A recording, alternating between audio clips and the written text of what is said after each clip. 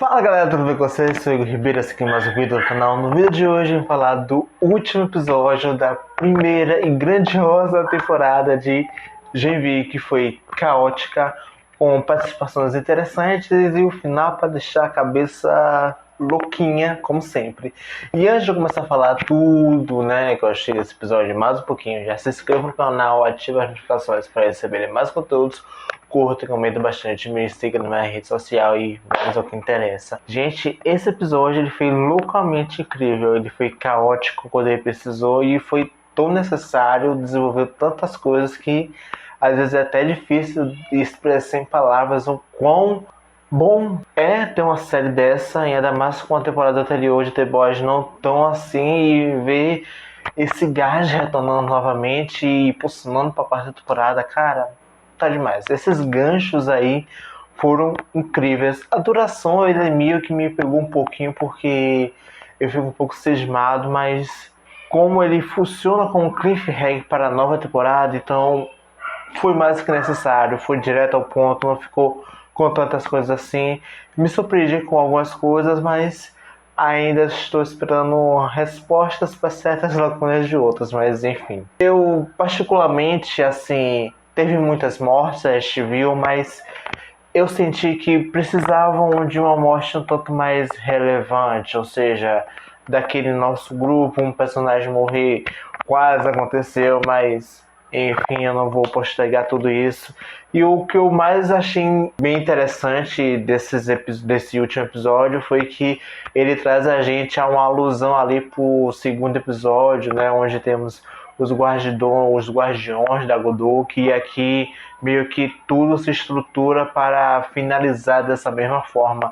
Eu gostei dessas referências, mas algumas coisas meio que destoaram, mas ainda assim foram muito importantes para certos personagens. Como nesse primeiro momento, a questão do pai, do André, onde vemos ele aí hospitalizado com possivelmente um aneurisma devido ao excesso de uso das suas habilidades, o que acabou meio que corrompendo certas fissuras do cérebro, ou possivelmente a massa cinzenta, que daí essas questões fisiológicas mais importantes para as pessoas. Então ele acabou ali, tem que ficar hospitalizado e passando o caminho para ele, indicando, por mais que eu tenha feito alguma coisa, você pode ser alguém muito melhor.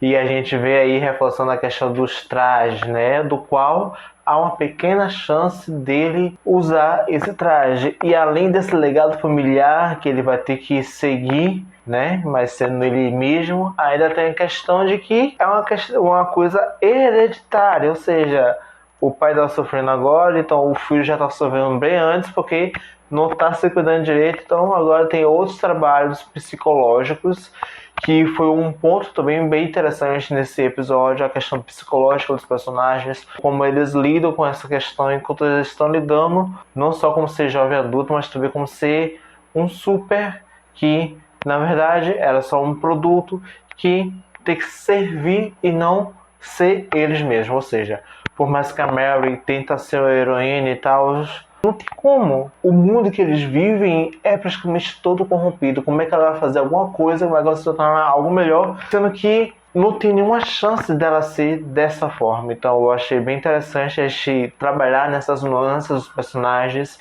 e elevar um pouquinho do quanto eles podem ser ainda mais fortes do que aqueles que estão lá no topo, como no caso dos sets.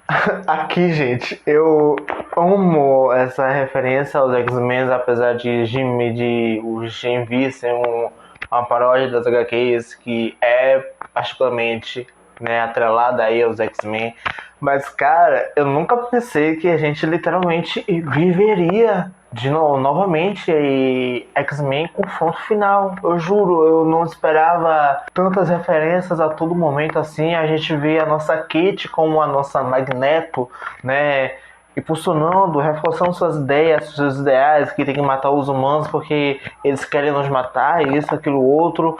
E eles ali tramando as coisas, fazendo tudo. Mas o ponto mais interessante para mim foi que todos esses personagens da floresta, eles são uma representação total de parte dos grupos que a gente vê no filme dos X-Men, cara. Foi muito surreal pra mim. A gente teve a Ciclope, a gente teve o cara supersônico, a gente teve o Noturno. Cara, eu não tenho palavras. Foi caoticamente divertido e maravilhoso relembrar os filmes dos anos 2000, apesar de não ser tão fidedignas aí as HQs, mas ainda assim é um bom material a se espelhar, a se trabalhar e mostrar que pode ser melhor de alguma forma. Porque Gen V tá assim, ele tá trazendo produções de heróis que não deram tão certo e estão misturando aqui dentro do universo adaptado de The Boys com base nas HQs e reforçando muitas coisas. É isso que está tornando Gen V cada vez mais interessante, e esse final não foi tão diferente assim. No meio disso tudo aqui, a gente tem ainda a evolução, sim, evolução dos poderes dos personagens. A gente tem aquela pequena conversa do Sam com a nossa Emma, do qual eles, né, discutem. Eu particularmente não achei tão necessariamente importante aquela discussão, porque ela não reforçou nada, mas trabalha muito da questão psicológica do nosso Sam, depois de tudo que ele passou, essas questões das ideologias sendo reaprendidas, sendo reforçadas na mente dele. Então ele acaba meio que seguindo aquilo ali como se fosse uma pequena criança seguindo certos comportamentos errados dos pais. Então a gente tem particularmente as questões mentais, porque por mais que ele veja que certamente a Emma é o que ela tá falando é certo, e o que outro personagem também fala para ele que é certo, ele tá ali seguindo, porque a única verdade que ele tem para se livrar dessas coisas da cabeça, sabe? Essas tensões, né? Meio que de uma forma errada, mas tem ali. Mas esse ponto foi mais para elevar os poderes da nossa Emma, porque, como a gente sabe, ela sempre usa a bulimia, né? A anorexia, entre outros fatores, para poder, né, ficar mais baixa, ficar mais alta, sendo que tudo que a gente já sabia é que era uma questão muito mais do emocional e muito mais do querer. Eu meio que falei bem no comecinho sobre essa questão das habilidades dela, então eu gostei muito, mas meio que demorou demais. Ela ficou meio que de escanteio nesse final de temporada, não por uma questão, né, dessa importância dela, porque ela é um personagem muito importante, mas porque ela estava entendendo o porquê que as emoções dela estavam conflitando dela ficar mais pequena. E é muito interessante porque quando a gente fala de autoestima, meio que nesse final da conversa dela é como se fosse uma representação disso, né? A gente se sentir cada vez mais baixos, pequeno, né, no meio de todas as coisas. Eu achei essa alusão muito interessante. Acho que foi uma jogada não tão explícita, mas foi muito boa. E eu não posso falar também, deixar de falar dos outros personagens, né, do outro casal que foi relativamente interessante, que é o caso da Kate, do André, que eu entendi muito essa coisa dessa pausa dramática, até porque a gente sabe que eles se amam, mas ao mesmo tempo os poderes dele meio que repelem eles a poderem ir mais a fundo. Ele sabe que se ele apertasse a mão dela, ele iria sucumbir e poderia até morrer tentando seguir as ideias dela e não conseguiria voltar ao normal, né? Já de outros fatores ali.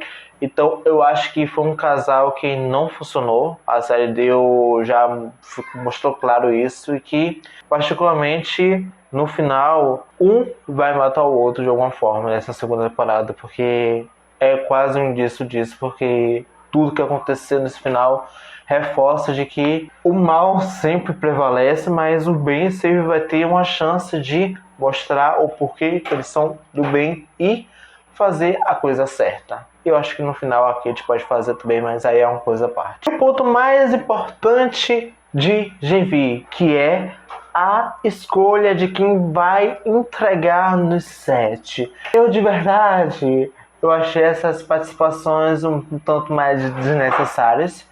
Foi mais para mostrar que tem bastante humanos ali dentro daquela muvuca toda, e que algum deles ali poderia morrer, mas no fim não morreu nenhum, e ficou meio que um suspenso no ar. Quem que foi os escolhidos? A gente já tem uma certa resposta, mas ainda não foi confirmado de que eles seriam os escolhidos, né? Até porque teve outras questões ideológicas que eu ainda vou entrar a fundo, mas eu particularmente não achei uma necessidade tão grande de estarem ali, porque se for só para reforçar essa questão conservadora, foi boa, foi maravilhosa, mas ficar nessa mesmice toda hora foi mesmo que nada. Eu falo isso porque em The Boys, né, a quarta temporada, temos duas novas personagens. A gente não sabe se elas foram escolhidas a dedo ou se literalmente faz parte desse top 10. Então, há uma grande possibilidade de eles não estarem misturando muitas coisas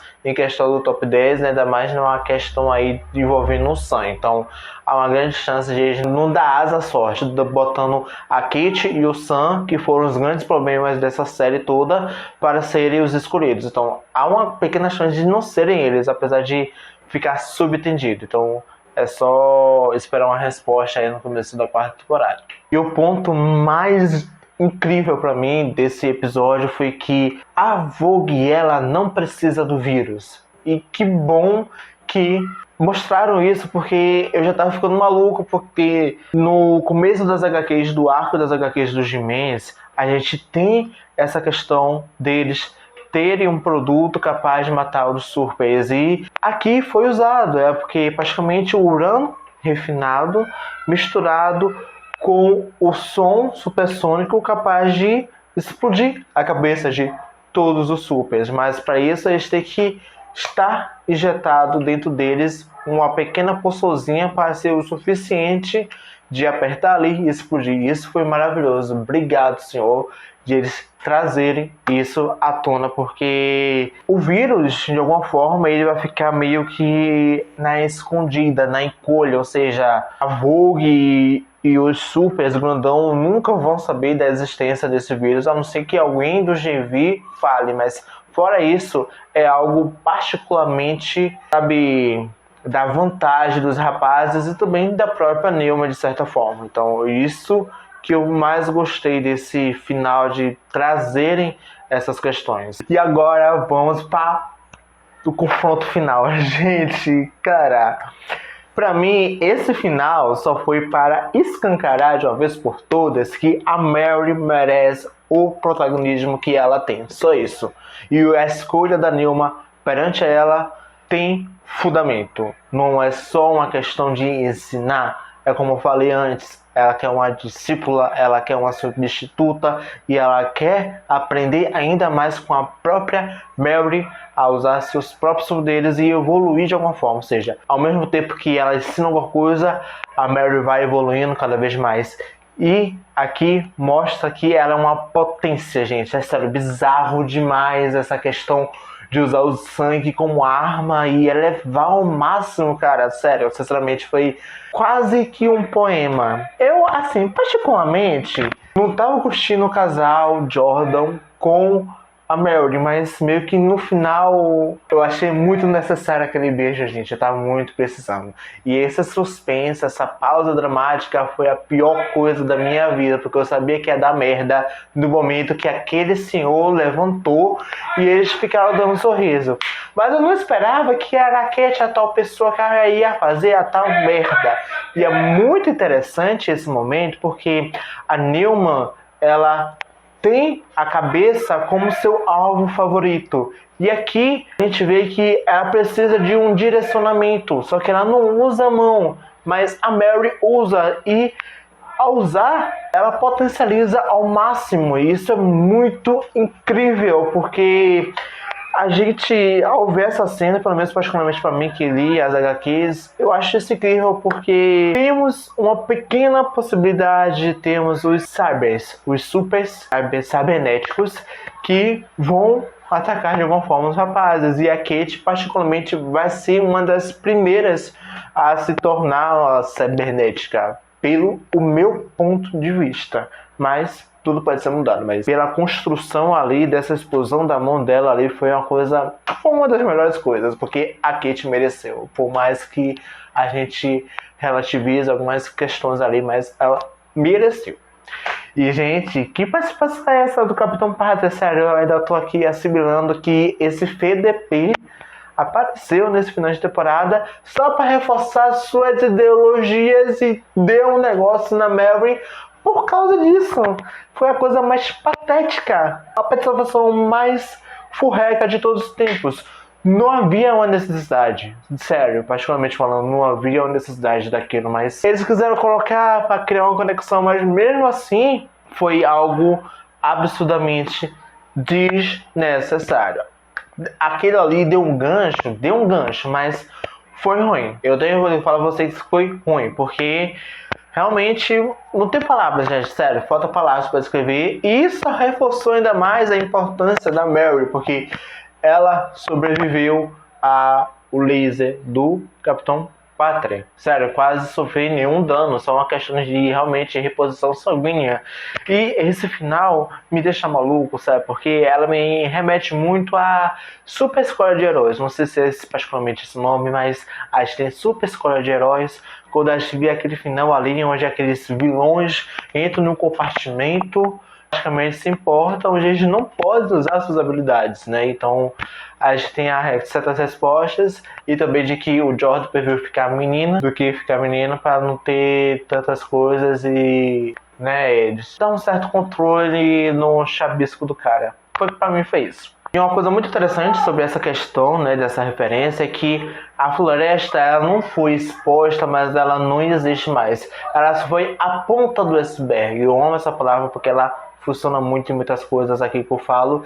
E aonde eles estão, né, presos, um novo começo para as histórias, porque há uma chance de aquele local estar dentro da Vogue, e não só dentro da Vogue, ou também pode ser uma parte da própria faculdade e que foi responsável por criar o nosso Capitão Pátria, né? Já que você precisa cuidar deles, né? Sem ter aquele medo de ele usar as habilidades para matar as pessoas. Apesar de que algumas vezes ele foi capaz disso, mas ainda assim há uma grande chance de ser esse local. E para finalizar esse ponto, temos dois grandes momentos, né? Onde temos a revelação de que o Kate e Sam são os guardiões da Godot, e os nossos heróis foram presos e foram acusados porque o Capitão Pátria não gostou, né, de tudo isso e resolveu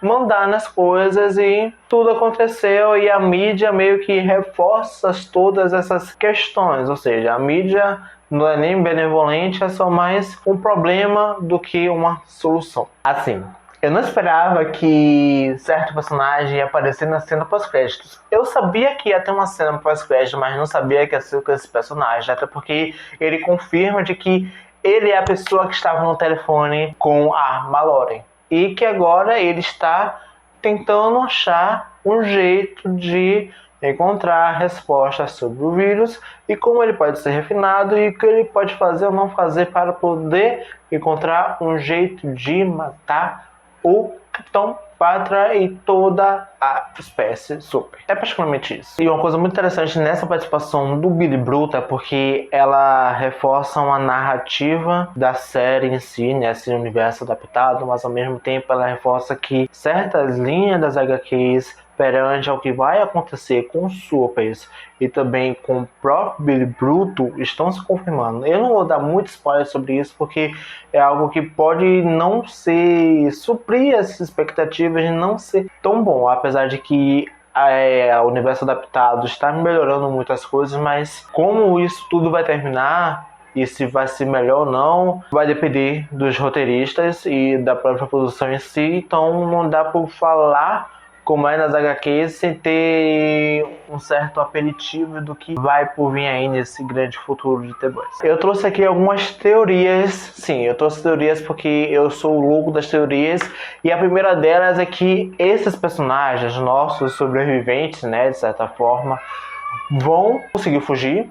Não sei, com alguma ajuda de alguém dos rapazes ou da própria Neon, mas eles vão conseguir fugir de uma forma e podem possivelmente se tornar os foras da lei, né? Que são aí um possível grupo aí de supers que atacam outros supers que estão fazendo coisa errada, alguma coisa assim. É praticamente quase nessa mesma linha, mas eu não sei como é que eles vão conseguir criar isso, ou se todo mundo vai conseguir esquecer através das habilidades da Kate, e depois, com o longo do tempo, eles recuperando a memória e, né, conseguirem dar ali aquele empenho que vai fazer. Ou, na última hipótese, né, eles só vão sair dali depois que a poeira baixar e como se nada tivesse acontecido, já porque a Vogue tem o controle de tudo, então, né, eles podem ter aí uma nova chance. E a minha teoria de que o Hughie, ele vai ser aquele cara de que vai entrar na segunda temporada de GV com esse pós-créditos com Billy Bruto, isso é mais que certo. Mas por que eu falo isso? Porque nas HQs tudo começa a acontecer no arco dos He-Man, justamente porque o nosso Hughie entra lá como espião. Então, particularmente, podemos ter essa mesma narrativa com a série, só que com outras coisas um pouquinho mais diferentes, um pouquinho mais melhoradas. Minhas outras teorias é que o Sugar Mary vai realmente, possivelmente, ser usado como refinamento, então o Billy pode aí pegar ela, sequestrar ela e usar o sangue dela, e o Rogue também, para poder fazer, né, esse grande apanhado desse novo vírus, né, que potencializamente vai matar todos esses grandes personagens e com alguns sobreviventes. E que também o nosso Capitão Pátria nunca vai saber desse vírus. Pode ter uma pequena chance dele saber, mas é quase impossível dele ficar sabendo disso. E caso ele saber, ele vai subjugar sua superioridade perante ao vírus e vai tomar na cara como nas HQs. E é isso, gente. Eu tinha mais teorias, mas eu não vou chegar muito aqui. Talvez eu tenha um espaço dedicado só para essas teorias, mas isso é com o tempo. E eu espero muito que vocês tenham gostado desse vídeo. Já se inscreva no canal, ative as notificações para receberem mais conteúdos. Curta e comenta bastante, me siga nas minhas redes sociais. E vamos aí para a nova temporada de The Boys, porque ele compromete muito. Até a próxima, gente.